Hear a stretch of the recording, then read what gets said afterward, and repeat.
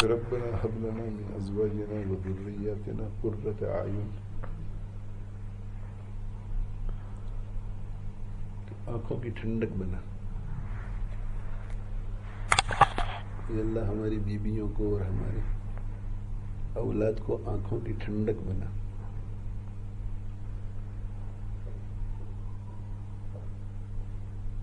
آنکھوں کی ٹھنڈک جو ہے لوگ سمجھتے نہیں ہیں.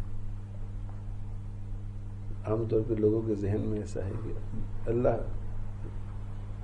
تمہیں میری آنکھوں کی ٹھنڈک بنائے، تو لوگ ایسا سمجھتے ہیں کہ اس کا مطلب یہ ہے کہ جب بھی میں آپ کو دیکھوں تو مجھے سیٹسفیکشن ملے، اچھا لگے. یہ مراد نہیں.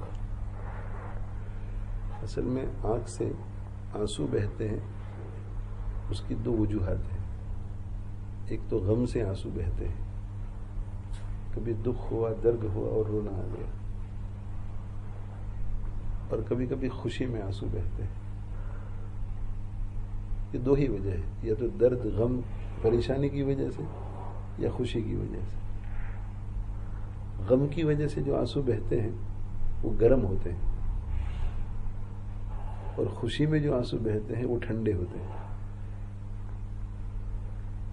تو میں اگر یہ دعا کروں کہ اللہ تعالیٰ قاری صاحب کی اولاد کو ان کے لیے آنکھوں کی ٹھنڈک بنائے، اس کا مطلب ہے کہ جب بھی قاری صاحب کی اپنی اولاد پر نظر پڑے تو ان کے احوال کو دیکھ کر کے اتنی خوشی ہو.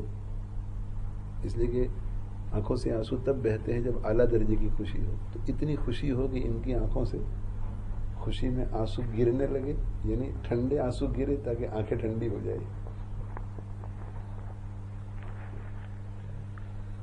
تو جب ہم کہتے ہیں کہ اللہ تعالیٰ آپ کی اولاد کو آپ کے لیے آنکھوں کی ٹھنڈک بنائے، اس کا مطلب یہ کہ اللہ تعالیٰ آپ کو آپ کی اولاد کی اعلیٰ درجے کی خوشیاں دکھائیں. یہ تو اس کی تشریح ہو گئی.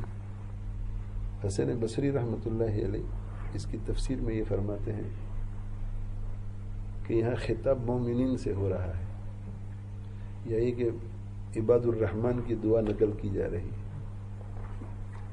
تو جو بھی سچا پکا مومن ہوگا اسے سب سے زیادہ خوشی اپنی اولاد کی دینی حالت کو دیکھ کر ہوگی. دنیاوی حالت کو دیکھ کر اتنی نہیں ہوگی جتنی دینی حالت کو دیکھ کر. تو ربنا هب لنا من ازواجنا وذرياتنا قرة اعین کا مطلب یہ ہے کہ اے اللہ میری اولاد کو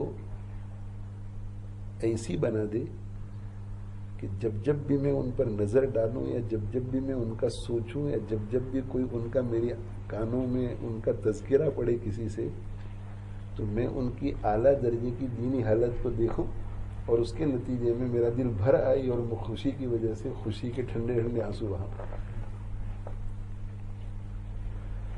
اس لیے کسی کو اگر جامع دعا دینا ہو اولاد کے لیے تو یہ ہے کہ اللہ تعالیٰ ان کو آپ کی آنکھوں کی ٹھنڈک بنائے. اس کا مطلب ہے کہ آپ کا بیٹا اعلیٰ درجے کا دیندار بنے، آپ کی اولاد اعلیٰ درجے کی دیندار بنے.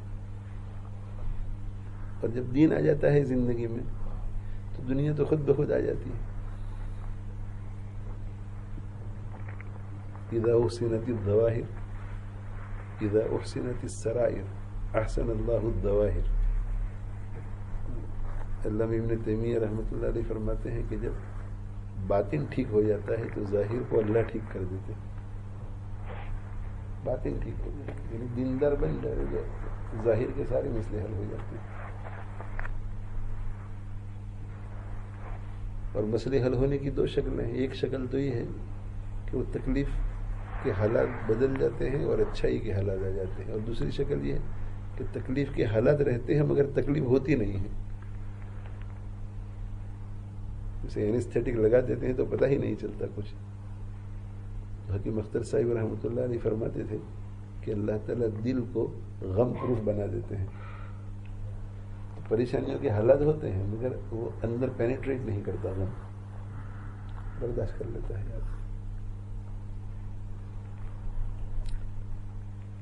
تو اللہ تعالیٰ آپ کو، ہم سب کو آنکھوں کو ٹھنڈک پہنچانے والی بیوی اور عورتوں کی آنکھوں کو ٹھنڈک پہنچانے والے شوہر اور آنکھوں کو ٹھنڈک پہنچانے والی اولاد شاگرد متعلقین دوست احباب نصیب فرمائے.